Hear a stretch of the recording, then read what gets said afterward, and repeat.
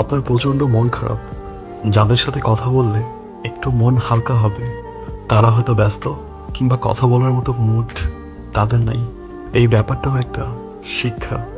আপনি আসলেই একা, নিজের মন খারাপ নিজেকে ভালো করতে হবে। কেউ আপনার জন্য বসে নাই, কেউ নাই, আপনি আছেন। নিজের মন খারাপ নিজেই ভালো করুন।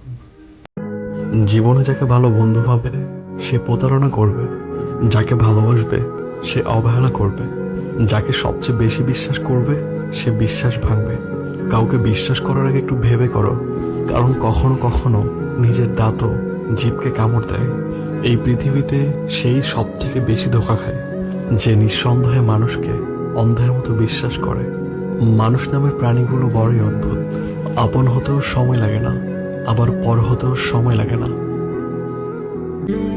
যখন একটা ফ্রেন্ড সার্কেলের মধ্যে আরেকটা ফ্রেন্ড সার্কেল তৈরি হয় তখনই বন্ধুত্ব নষ্ট হয় সব থেকে বেশি।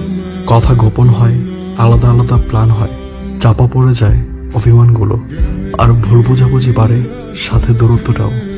দোষটা কোনো একজনের নয়, এভাবেই হারিয়ে যাচ্ছে অনেক বছরের পুরনো বন্ধুত্ব।